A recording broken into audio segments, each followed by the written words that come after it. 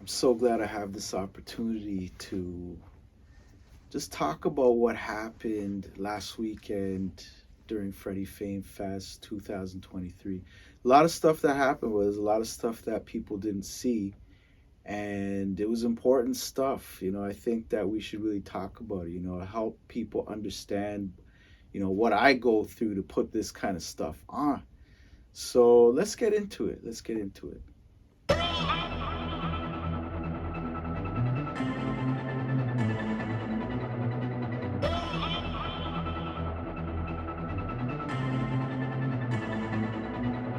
The fifth might take over me, be no controlling me. So it all started with the new year. I started off January 1st doing a major fast. I cut off meat.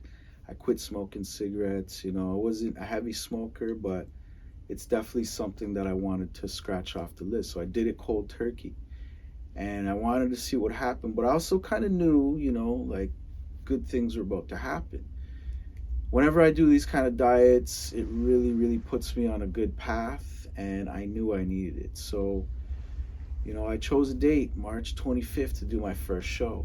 And, I started making my calls. I started explaining the details, collecting information from artists, making a grand list. I usually like doing 50 artists per event, but this list was growing to about 200 people wanted to be on this show. So I decided, let's do 2 days. Let's do 2 days. That way we can just, get everybody on and really make this a cool thing.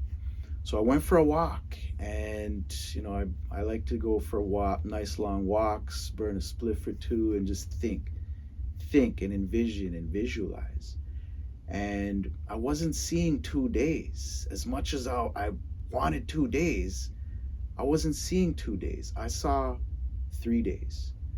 So that's when the birth of the festival came about, and I needed a name. So in that walk, I thought of different names, like many different names that were coming to my mind. And as a joke, I said to someone I should just call it Freddie Fame Fest, because it doesn't really matter what I call an event. It's always just going to be a Freddie Fame show, right? That's just the reality of it. I like coming up with different names and creative concepts for shows, but at the end of the day, I know it's just a Freddie Fame show. So I made a joke to my buddy, and I said, yo, I got the name. We're going to call it Freddie Fame Fest.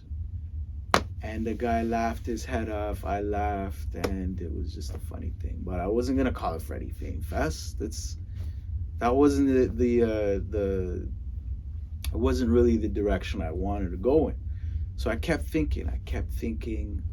Okay, what can I call this thing? So, I took like a 3-day vacation just to see, and just to meditate and really just see what we were gonna do with this. And I couldn't think of anything better than Freddie Fame Fest, to be honest. I couldn't think of anything. I was like, Fame Fest 5000, the Fire and Fame Fest, like Freddie Fame Fest. That was it. Freddie,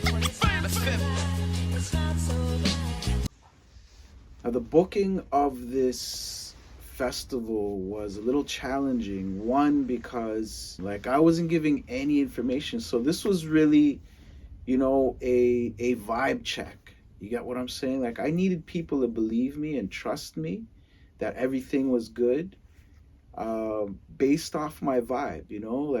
I wasn't giving any information out. So you really had to go with your gut instinct to what move you wanted to make. You know what I mean? And I felt that I was sincere enough that I had everybody that really wanted to do it and back me up on this, and big shout out to everyone who did, because where is it? Secret location? Who's that? There was no information. So you really had to believe me and trust me. and trust that everything was going to work out to get involved, or to want to be involved. So shout out to you guys.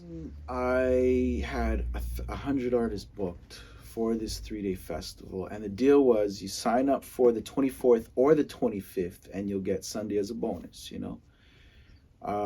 I did contact Tory Lanez family to let them know what we wanted to do was just a little unity of support for Tory Lanez.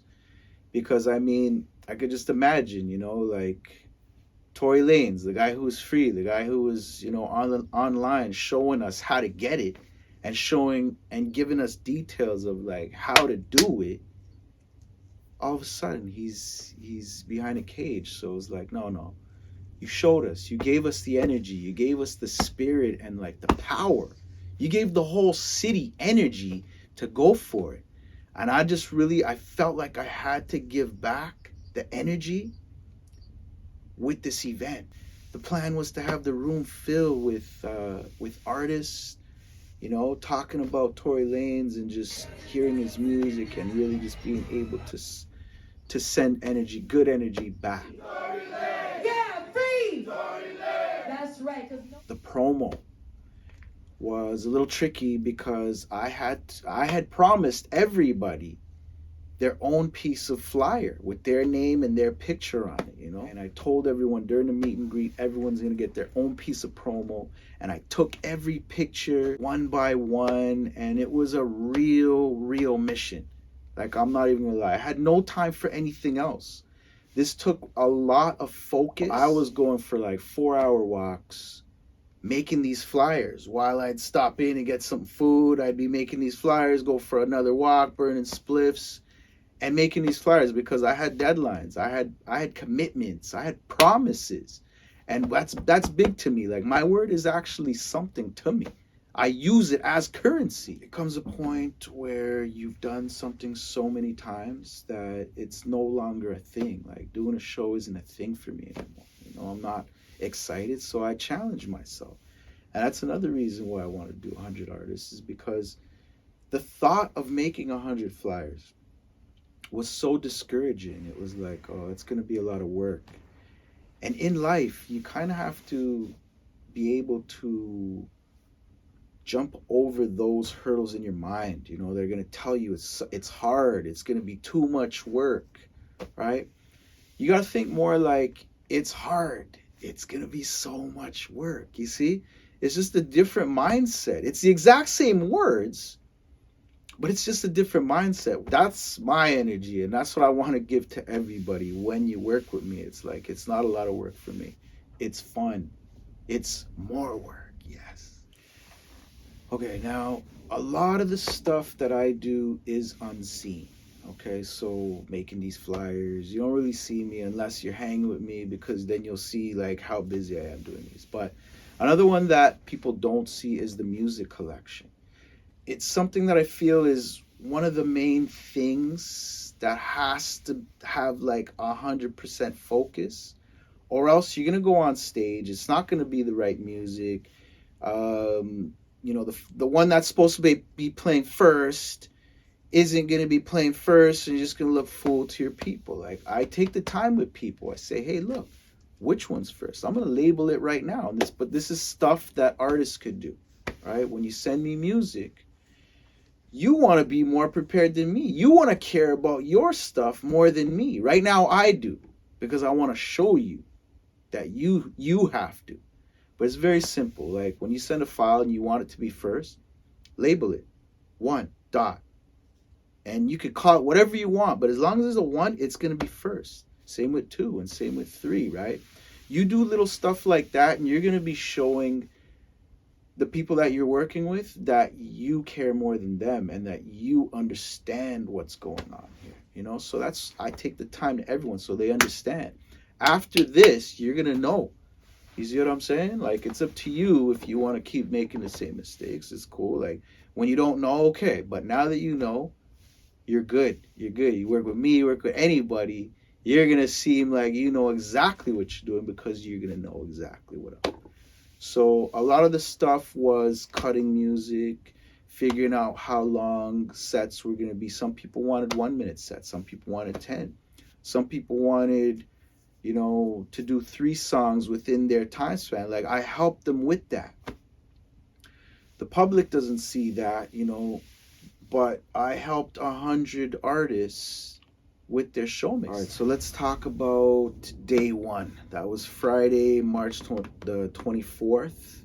I was going to get there at 5 p.m. in order to arrange the club however we needed to arrange it, just so everyone would feel comfortable. And I knew a lot of people were going to be there, so I just wanted to make it comfortable for everybody. Set up lights, set up the DJ, all that stuff. No Match was actually there before me. He had called me and told me, oh, he's already there waiting for me. I was in a cab, I was stuck in traffic, but we're gonna get it done. Big shout out to No Match. He was there from the beginning. Yeah, I was there at 5 o'clock and I had to sign people in. And let me tell you, man, like, Freddie's the most resilient guy I've ever met. And I wouldn't be able to do it, what he did. So I had to sign people in at 5 o'clock. I was there signing names up. And after a while, the owner showed up and he came to the venue and he was locked out. And then he goes to Fred. He's like, yo, Fred, we're fucked. Fred's like, no, let me talk to you. He takes him across the street. And while they're talking, people are still coming up to me to sign in. Like, these girls had their hair done and their makeup done. And they're just like, what slot can I get? And I was like, shit, I don't even know if this show is going to happen right now. So Fred comes back across the street 5 minutes later and he's like, yo, we got a new spot. We upgraded. I was like, oh, shit. So we had a new venue. We did the show there up the street and it was just amazing. Like, I don't know how it happened, and just like in just a split of a second, we had a new spot, and that was our first spot, man. Just like that. Well, now let's talk about day two. Day two was okay. It was very stressful, I woke up knowing I had no venue because the night before the club we used was going to be busy for Saturday. So I woke up knowing I had no venue, and I also knew people came from Boston, Baltimore, Montreal, Halifax, Ottawa, all over the place, and I knew that there was no way that I was just going to let this day go and apologize for not. No. Again, that's not Freddie Fame. Freddie Fame is, even if everything is stacked against you, we're going to take everything and just like flip it all around. That's what we did. And although everything was against us, I woke up early, made some calls, and I went to go look at different locations. Again, the universe was giving us a challenge, but it was also on our side. The first place I called said, yeah, no problem. So I already knew. I was like, okay, we got this, But as I took a walk down the street from this place, I saw another place. And to be honest, it looked like a dive bar. It looked like, it looked like a bar that old people hang out and have fun and get drunk. Just looked like a real like not an ideal hip hop spot. The only thing that I liked about it was that, one, it had a stage with some lighting.